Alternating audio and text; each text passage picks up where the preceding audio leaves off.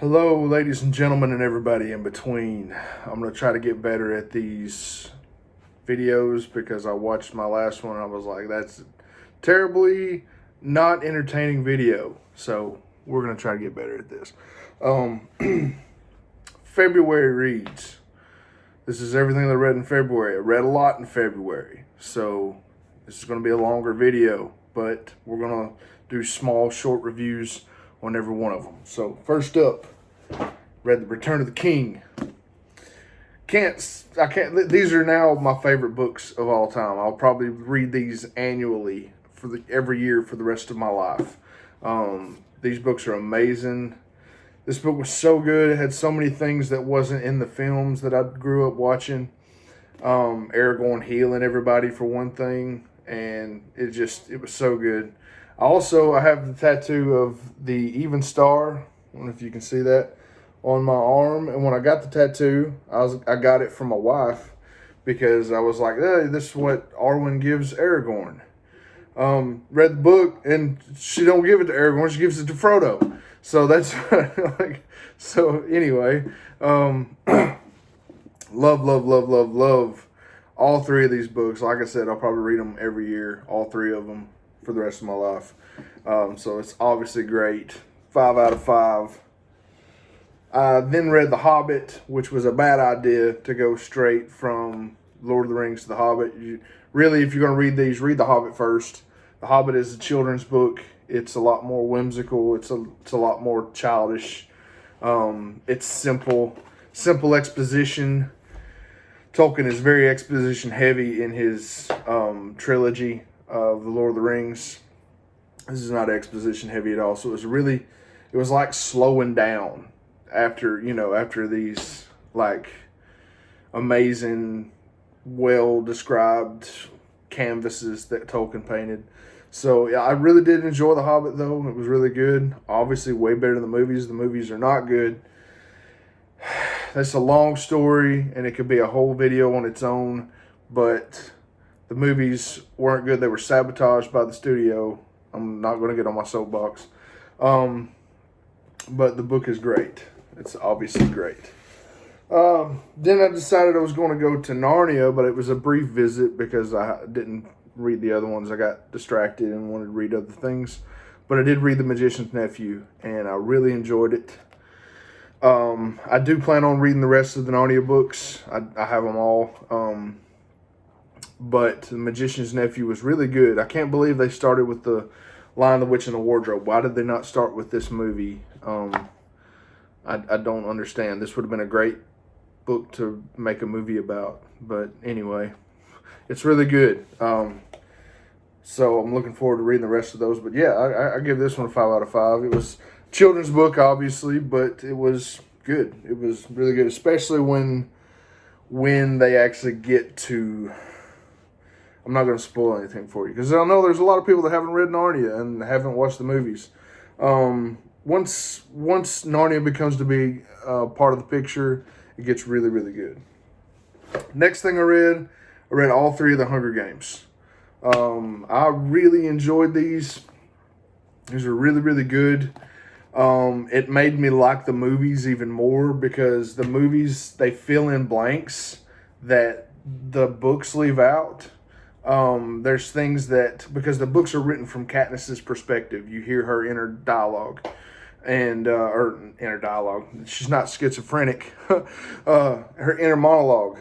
You hear her thoughts. It's written from her perspective, and so there's things that you aren't privy to in the books that you're reading it from Katniss's point of view, and the movie did a really good job.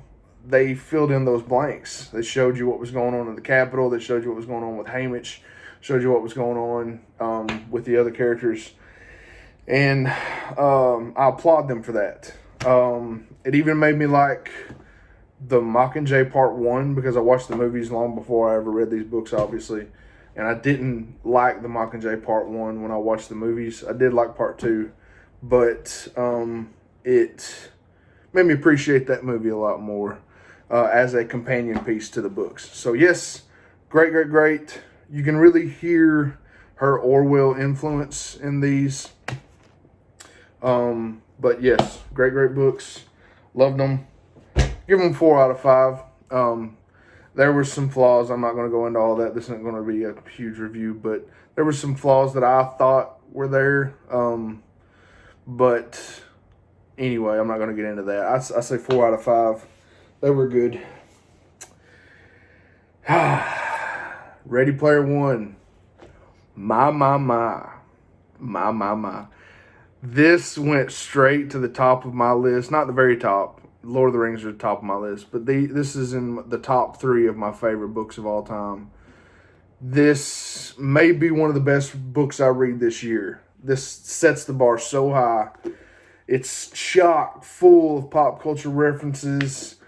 The exposition in this book is fascinating because it's about this futuristic virtual reality universe, and you just hang on every single word in this book. It's so great. It's such a joy to read. This book is joyful to read. Like, you just have this smile on your face and you're enjoying every second of this. You don't want it to end. You don't want it to be over. Yes, 5 out of 5. Big stars for this one. I look forward to reading Armada, which is his other title. Ready Player 2 is coming. I have read Ready Player 2. But I do look forward to reading Armada. But Ready Player 1 was really great. Really great. I have had this book for a while. This is Slaughterhouse V. One of my favorite books, as you heard last month, is Catch-22. And so I Googled one time, I was like, what to read after Catch-22? And Slaughterhouse 5 was among them. So I bought it, hadn't read it yet. And Vonnegut is mentioned a lot in Ready Player One. So I'm like, hey, it's a good segue to go into Vonnegut. So I picked this book up, and I'm so glad I did. This book is genius. I was not aware. I was not prepared for what awaited me when I read this book. This is it's portrays itself as an anti-war, just kind of like Catch-22, anti-war book, but it's a sci-fi as well. Like, you have no idea. It's like the Coen Brothers satire meets Christopher Nolan's sci-fi. This book is genius. It's a mind-boggler. It's, I would say another word after mind, but I'm going to keep these videos clean. It will mess with your head. And I didn't realize what was going on, and I was kind of confused for about half the book. And then once I realized what was going on, I'm like, this is genius. Oh, my goodness. Very good. Very open to interpretation. I read multiple theories on it, which I love. I love when books are open to interpretation, and movies, so that you can actually go and read other people's theories. Love this book. 5 out of 5. Absolutely. Next thing I read was The Lost Causes of Bleak Creek. This is a lovely book written by Rhett McLaughlin and Link Neal. They are the hosts of the wildly popular YouTube show Good Mythical Morning. I've been a fan ever since they were just making videos in North Carolina and cameoing on Julian Smith videos. I've been a fan for a long time. So, big GMM fan, and we had wanted to read this book for a while. We saw it out. We saw the paperback at Barnes & Noble, and then we checked Amazon, and the hardback wasn't that much. So we're like, we should get the hardback. So, yeah, read it. And I'm going to be honest. At first, I struggled with it. Because at first, it kind of gets off to a rocky start, as far as you can tell that this is their first novel. You can tell that, they're not primarily authors, especially since I've been reading the greatest literature authors out there. You know what I mean? I've been reading really good books just because I wanted to read the best, and been, getting recommendations, and, so I come off of that. And so it's very evident that they aren't authors.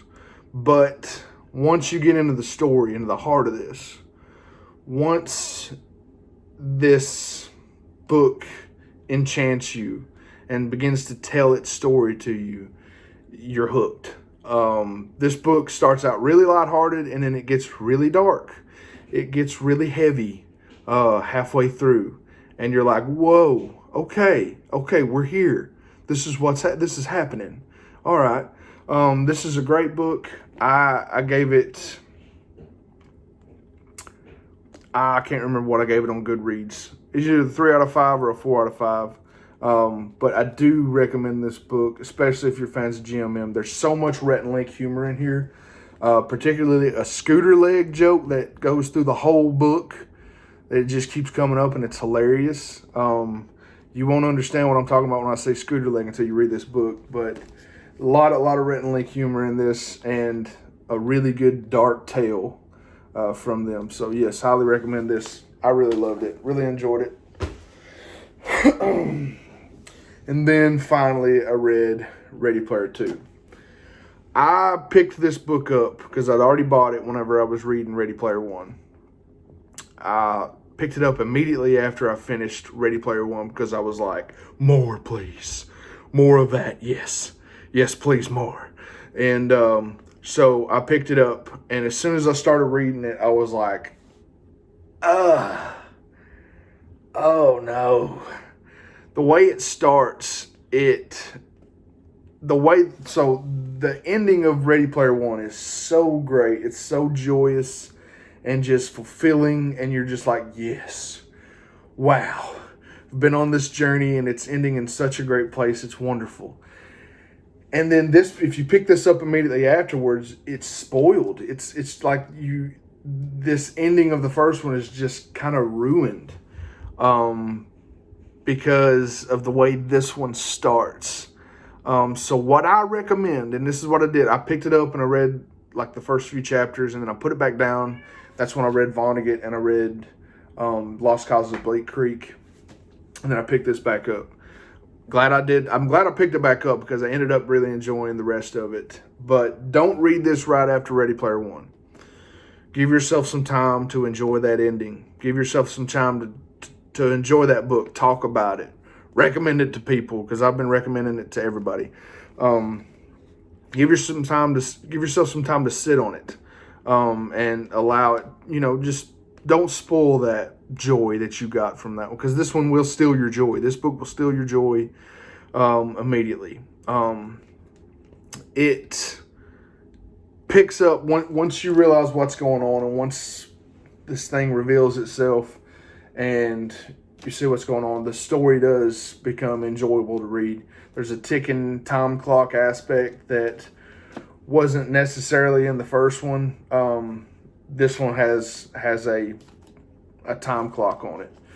So it's a lot more of an anxious read, if you will. But it is enjoyable. There's a lot of Lord of the Rings references in here, I'll be honest, and I really enjoyed that.